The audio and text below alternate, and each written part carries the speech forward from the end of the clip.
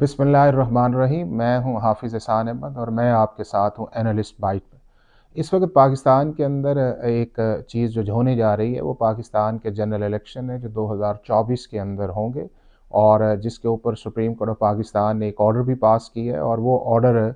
पास किया है election commission of Pakistan और प्रेसिडेंट ऑफ पाकिस्तान ने जो एक कॉन्फ्रेंस शो की, और प्रेसिडेंट ऑफ पाकिस्तान ने जो डेट्स दी थी इलेक्शन कमीशन ऑफ पाकिस्तान को, उसमें से उसकी बजाय 8 फरवरी जो है उसको चूज़ किया। और वो चीज़ें जब सुप्रीम कोर्ट ऑफ पाकिस्तान के अंदर गई तो सुप्रीम कोर्ट ऑफ पाकिस्तान ने एक ऑर्डर पास किया, और उस ऑर्डर के अंदर दो चीज़ें बड़ी इंपॉर्टेंट थी। एक उसके अंदर इम्पॉर्टेंट ये है कि इलेक्शन कमीशन ऑफ पाकिस्तान ने कहा कि हम एक शेड्यूल देंगे 30 नवंबर को। हमारी डिलिमिटेशन का प्रोसेस जो आर्टिकल 51(5) के नीचे स्टार्ट हुआ है वो मुकम्मल होगा। 5 दिसंबर को हम उसको नोटिफाई करेंगे, और उसके बाद कुछ दिन हमें लगेंगे, और फिर हम एक इलेक्शन शेड्यूल जो है सेक्शन 56 और 57 और 58 के नीचे जो है 2017 के, वो हम इशू करेंगे। और वो उन्होंने कहा कि हमें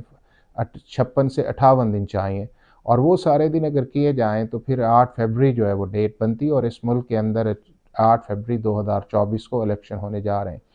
अगर किसी ने पाकिस्तान के इलेक्शन प्रोसेस के अंदर हिस्सा लेना है तो हमारे कॉन्स्टिट्यूशन की दो चीज़ें बड़ी वाज़ेह हैं। एक आर्टिकल 62 है और एक आर्टिकल 63 ऑफ द कॉन्स्टिट्यूशन है। आर्टिकल 62 कॉन्स्टिट्यूशन ये कहता है, और वो एलिजिबिलिटी ऑफ अ कैंडिडेट, कि अगर आप पाकिस्तान के अंदर नेशनल असम्बली के मेंबर बनना चाह रहे हैं, या प्रोविंशियल असम्बली के मेंबर बनना चाह रहे हैं, या सेनेट ऑफ पाकिस्तान के मेंबर बनना चाह रहे हैं, तो आर्टिकल 62 जो है वो आपको डील करता है। और आर्टिकल 63 ये है कि जिसके अंदर ये है कि आपकी डिस्क्वालिफिकेशन का जिक्र है कि अगर आप 63 की किसी कैटेगरी के अंदर भी आते हैं तो आप पाकिस्तान के कॉन्स्टिट्यूशन के मुताबिक इन तीनों हाउसेस के लिए इलेक्ट नहीं लड़ सकते और मेंबर नहीं बन सकते।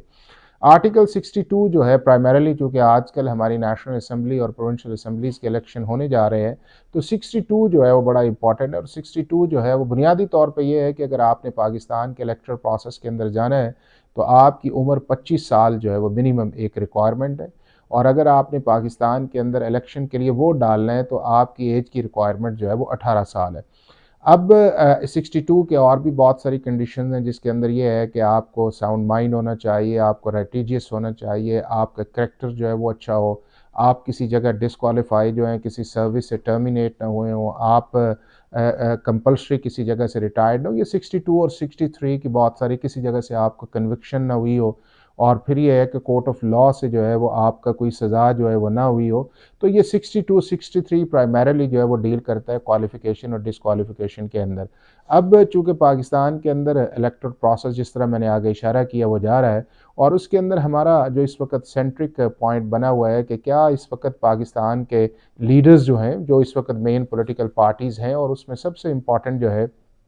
वो जो चल रहा है मामला जो है वो मियाँ नवाज़ शरीफ साहब का चल रहा है, जो हमारे former prime minister of Pakistan है।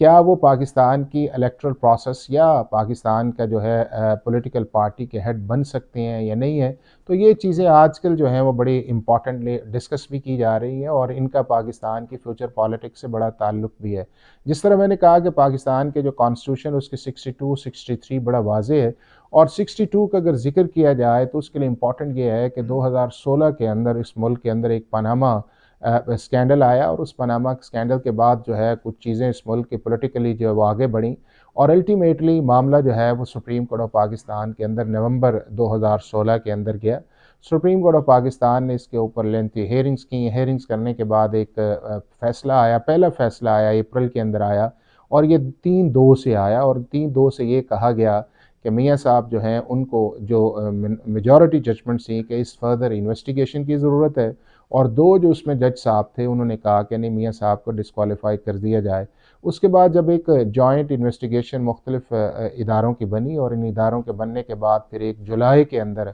सुप्रीम कोर्ट ऑफ पाकिस्तान के अंदर एक रिपोर्ट जमा हुई, और जब वो रिपोर्ट जमा हुई तो उसके बाद फिर जुलाई के आखिरी हफ्ते के अंदर 28 जुलाई 2017 को सुप्रीम कोर्ट ने एक फ़ैसला किया, और मियाँ साहब को 62(1)(f के नीचे डिसक्वालीफाई कर दिया गया।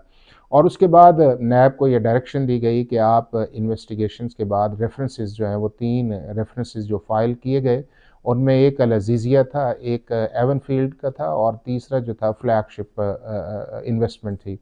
अब ये केसेस जो हैं, जब मियाँ साहब डी सीट हो गए, चूँकि 62(1)(f) के नीचे सुप्रीम कोर्ट ऑफ पाकिस्तान ने उन्हें सादिक और अमीन का सर्टिफिकेट जो कॉन्स्टिट्यूशन के अंदर लिखा हुआ है, लेकिन उन्होंने कहा कि चूँकि ये क्राइटेरिया मीट नहीं करते तो उन्हें डिस्क्वालीफाई कर दिया गया। और फिर उसके बाद उन्हीं की पार्टी के जो मेंबर नेशनल असम्बली थे खाकान अब्बासी साहब, वो इस मुल्क के प्राइम मिनिस्टर बने। उसके बाद जब ये रेफरेंसेस फाइल हुए, उनके ऊपर इन्वेस्टिगेशंस के बाद जब प्रोसिक्यूशन एविडेंस के साथ आई, फिर उसके बाद एक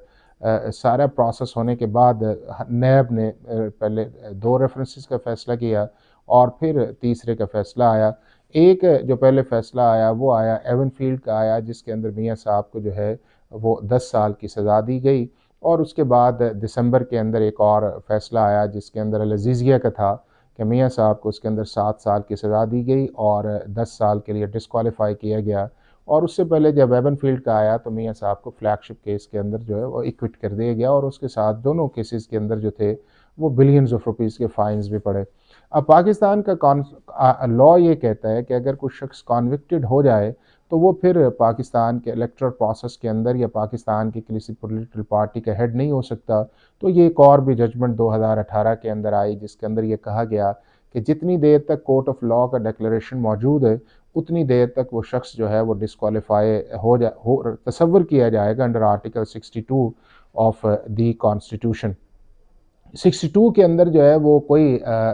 मियाद का जिक्र नहीं है कि कितनी देर के लिए आप डिस्क्वालीफाई होंगे, लेकिन ये सुप्रीम कोर्ट की एक 2018 की जजमेंट आई और उसके बाद उसी जजमेंट के कॉन्टेक्स्ट के अंदर जो है मियाँ साहब को जो पॉलिटिकल पार्टी के हेड है उससे भी रिमूव कर दिया गया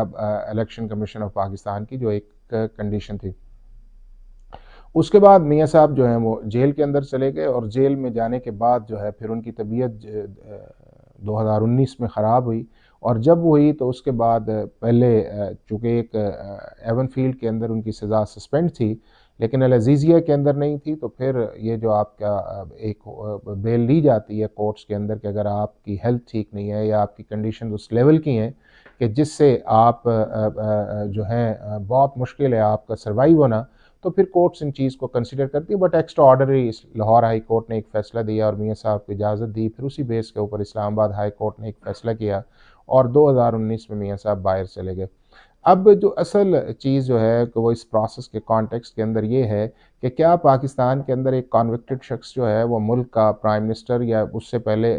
नेशनल असम्बली का मेंबर या प्रोविंशियल असम्बली का बन सकता है? तो हमारा आर्टिकल 62 ऑफ द कॉन्स्टिट्यूशन बड़ा वाज़ेह इस चीज़ के अंदर कि कॉन्विक्टेड शख्स जो है वो पाकिस्तान के इलेक्टोरल प्रोसेस में हिस्सा नहीं ले सकता। उसके बाद जो अगला इम्पॉर्टेंट है कि क्या जो एक कन्विक्टेड शख्स है वो अपनी किसी भी पॉलिटिकल पार्टी का जो पाकिस्तान के अंदर उसका हेड हो सकता है? तो उसका भी ये है कि सुप्रीम कोर्ट ऑफ पाकिस्तान ने ऑब्ज़र्व किया कि वो नहीं हेड ऑफ पार्टी जो है वो रह सकता या बन सकता।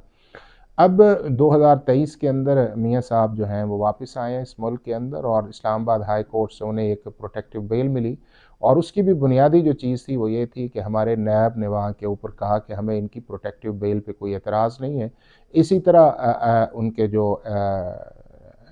तोशा खाना वाला रेफरेंस था उसके अंदर वारंट्स के बारे में एप्लीकेशन दी गई, नायब ने वहाँ पे भी कहा हमें एतराज़ नहीं है। और फिर उसके बाद जब मामला उनकी अपील्स रेस्टोरेशन का आया, चूँकि जब वो बाहर गए हुए थे तो उनकी अपील्स यहाँ पे फ़िक्स हुई और वो डिसमिस हुई फॉर नॉन क्योंकि मियाँ साहब यहाँ पे मौजूद नहीं थी, प्रेजेंस ऑफ द अक्यूज़्ड। लेकिन उसके अंदर ये कहा गया कि अगर वो वापस आएँगे तो उनकी अपील्स जो है उनको रिस्टोर किया जा सकता है। अब जब अपील्स उनकी रिस्टोर का टाइम आया तो उस वक्त भी नैब ने कहा कि हमें इस चीज़ के अंदर कोई एतराज़ नहीं है और उसी की बुनियाद के ऊपर उनकी जब अपील्स को रिस्टोर कर दिया गया तो एवनफ़ील्ड के अंदर ऑलरेडी उनकी कन्विक्शंस जो थी वो सस्पेंडेड थी और उसके बाद ये है कि वो ऑटोमेटिकली रिस्टोर हो गई। लेकिन जहाँ तक अल-अज़ीज़िया की था वहाँ के ऊपर पंजाब गवर्नमेंट ने जो हमारा सेक्शन 403 सीआरपीसी है वो प्रोविंशियल गवर्नमेंट को इजाज़त देता है और ये उनका प्रेरोगेटिव है अंडर द सीआरपीसी कि अगर कोई शख्स जो है उसकी सज़ा हो चुकी है तो वो अदालत की सस्पेंशन के अलावा भी जो है प्रोविंशियल गवर्नमेंट या फेडरल गवर्नमेंट अगर वो इस्लामाबाद के अंदर है तो उसकी सज़ा जो है उसको सस्पेंड किया जा सकता है। और मियाँ साहब ने वहाँ पे एक एप्लीकेशन दी, उसका प्रोसेस होता है कि आप प्रोविंशियल गवर्नमेंट को अप्लाई करें, वो जो प्रिजाइडिंग जज है उसको भिजवाते हैं और प्रिजाइडिंग जज के कमेंट्स जो भी आएँ प्रोविंशियल गवर्नमेंट एग्री हो या ना हो तो प्रोविंशियल गवर्नमेंट जो है वो उसका प्रेरोगेटिव है कि वो इसको सस्पेंड कर सकती है और मियाँ साहब के केस के अंदर भी यही हुआ। अब मामला इस वक़्त इस्लामाबाद हाई कोर्ट के अंदर चल रहा है और आज भी उस चीज़ की हियरिंग है और उसके अंदर कुछ ऑब्ज़र्वेशंस भी आई हैं इस्लामाबाद हाई कोर्ट के, बट मैं ये समझता हूँ कि इम्पॉर्टेंट चीज़ इस चीज़ के अंदर ये है कि नैब इस चीज़ को अब डिफेंस के तौर पे किस तरह लेके आता है कि क्या नैब ये समझता है कि जो रेफरेंसेस बने थे वो ठीक बने थे, जो एविडेंस आई थी वो ठीक थी, और क्या वो क्वेरीज़ जो अदालत ने एवन फील्ड की, जब मरियम साहिबा का भी एक रेफरेंस आया तो वो जो क्वेरीज़ उस वक़्त थी वो आज भी मौजूद हैं, क्या नैब उनका जवाब जो है वो लीगल या साउंड तरीके से देता है? तो ये एक बहुत बड़ी चीज़ है जो अगले 2-4 दिन के अंदर आएगी। जो कि इम्पॉर्टेंट ये है कि अगर आपने इस इलेक्टोरल प्रोसेस के अंदर जाना है तो इलेक्शन शेड्यूल से पहले आपको इक्विटल चाहिए इस चीज़ के अंदर, और वो चीज़ें जिस सम्मत की तरफ जा रही हैं वो मुझे लगता है यही है कि इस्लामाबाद हाई कोर्ट की जो ऑब्जर्वेशंस भी आई हैं या चीज़ें, ये उससे पहले चीज़ को रिजॉल्व होगा। और किस तरह होगा ये इस्लामाबाद हाई कोर्ट करेगा, लेकिन अगर ये एक्विटल इनकी आती है तो ये इलेक्टोरल प्रोसेस के अंदर अपने नॉमिनेशंस पेपर्स जमा करवा सकते हैं, और अगर इनकी नहीं आती इस मामले के अंदर तो फिर जो अगली चीज़ इसके अंदर इम्पॉर्टेंट है वो ये है कि वो फिर इन्हें सुप्रीम कोर्ट ऑफ पाकिस्तान के अंदर जाना पड़ेगा और सुप्रीम कोर्ट ऑफ पाकिस्तान इसका फ़ैसला करेगी। लेकिन अगर फ़ैसला इनकी फेवर में आता है और नॉमिनेशंस पेपर जमा होते हैं तो इम्पॉर्टेंट चीज़ इसके अंदर आएगा वो ये आएगा कि जो उनकी डिसक्वालिफिकेशन 62(1)(f के नीचे इलेक्शन कमीशन ऑफ पाकिस्तान का जो एक प्रोसेस है उसके अंदर हुई है, यानी कि एलिजिबिलिटी ऑफ द कैंडिडेट्स के अंदर आई हुई है और हमारा कॉन्स्टिट्यूशन ये कहता है। और लेकिन उसके साथ ये है कि 2023 के अंदर एक अमेंडमेंट जो है वो 232 सेक्शन जो है इलेक्शन एक्ट का उसके अंदर आई है, और उसके अंदर ये कहा गया है कि अगर कॉन्स्टिट्यूशन या लॉ का वर्ड है वहाँ पे कि अगर वहाँ पे किसी जगह आपकी डिसक्वालिफिकेशन की मियाद का जिक्र नहीं है तो वो उसको 5 साल तसव्वुर किया जाएगा और उसका इफ़ेक्ट जो है वो 2010 से दिया गया है।